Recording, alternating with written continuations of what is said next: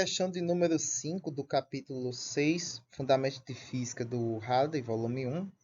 A questão diz o seguinte: o piso de um vagão de trem está carregado de caixas soltas cujo coeficiente de atrito estático com o piso é de 0,25.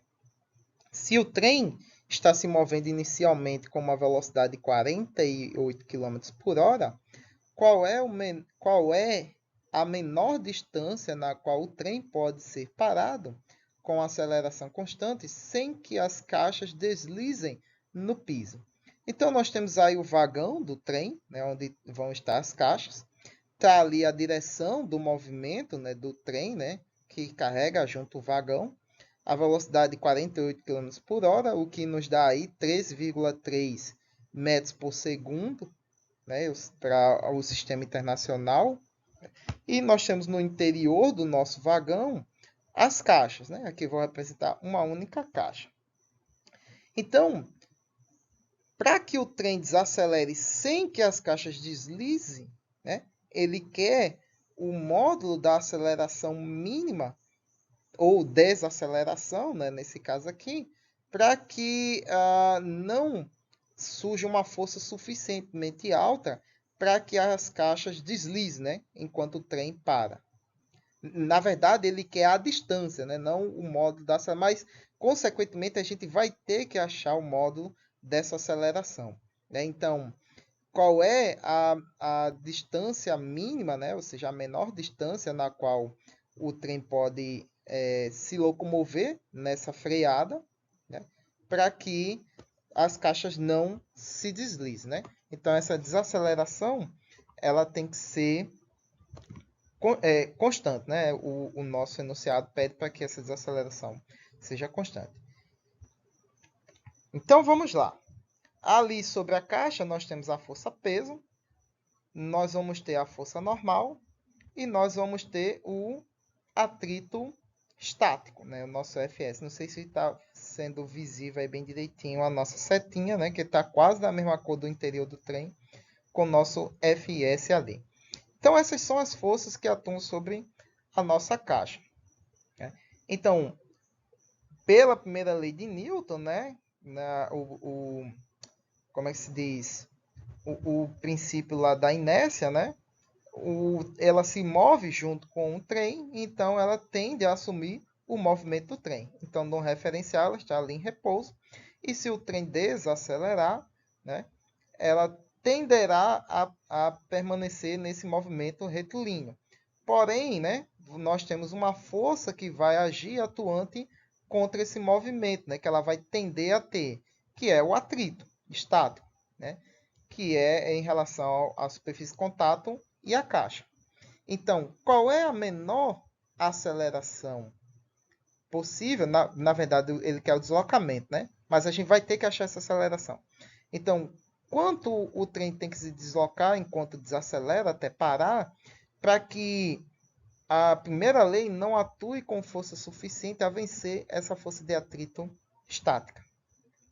Então, vamos lá. Para o eixo Y, nós temos o seguinte, né? Como é de praxe, né? Isso quase sempre vai se repetir. Uma hora vai chegar em alguma questão que isso não vai ser assim tão conveniente como a gente está aqui encontrando nas questões de nível 1, né? Que é a força resultante nesse eixo, é a diferença entre a força normal e a força peso. Como não há movimento nesse eixo, então a força normal vai ser igual ao módulo da força peso, né? Tudo bem? Bonitinho aí.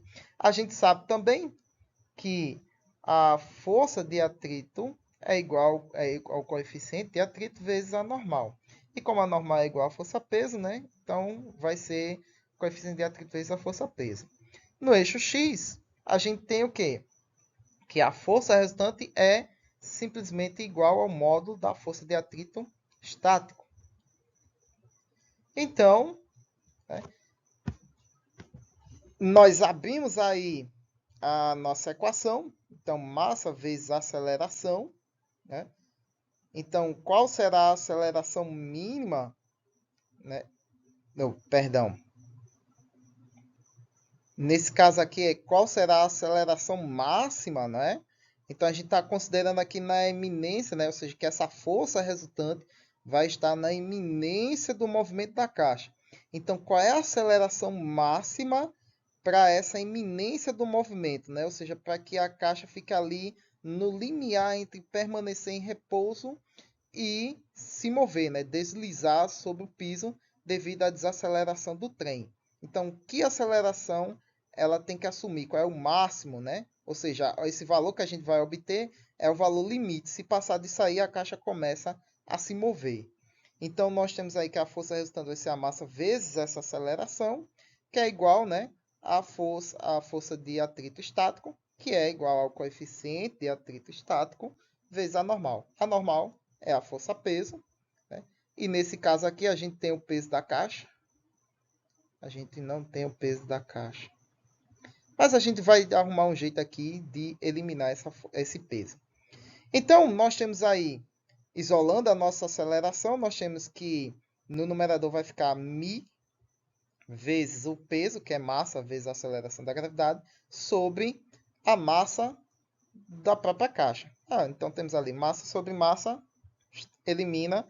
Então isso significa que a nossa aceleração máxima aí, né, para que a caixa não se mova, depende do coeficiente multiplicado pela aceleração da gravidade. O coeficiente de atrito entre o chão e a caixa, 0,25, e a aceleração da gravidade, 9,8. Então, a nossa aceleração máxima aí, né, nesse caso seria a desaceleração, né, que a gente quer até o trem parar. Né, mas em módulo, né, 2,45 metros por segundo ao quadrado. Agora vamos aplicar aí, né, nós queremos aí o deslocamento mínimo, né, para que isso aconteça. Então, nós temos o quê?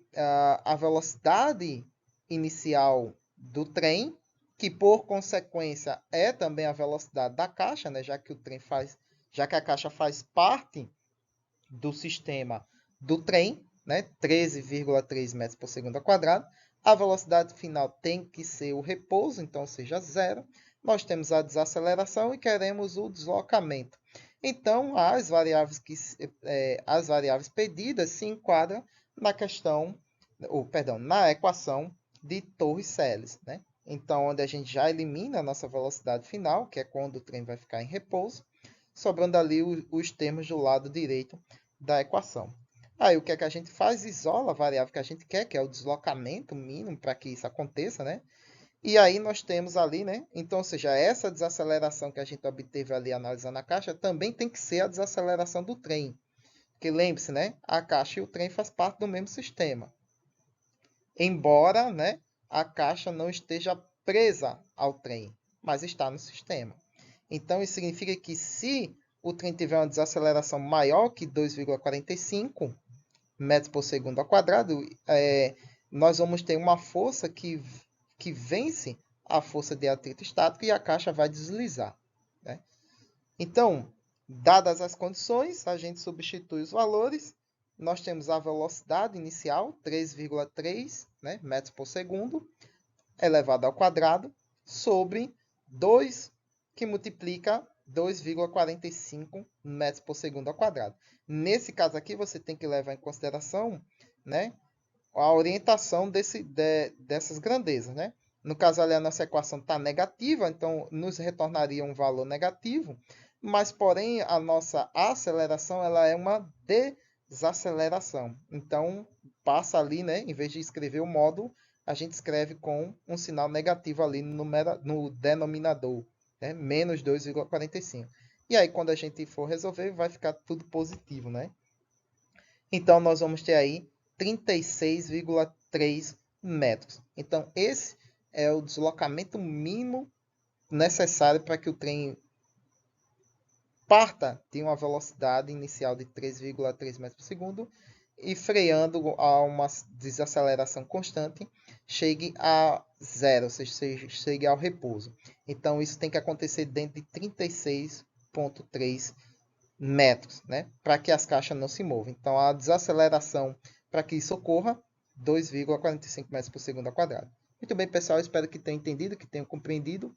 Críticas, dúvidas e sugestões na caixa de comentários. Curta e compartilhem. Até a próxima questão.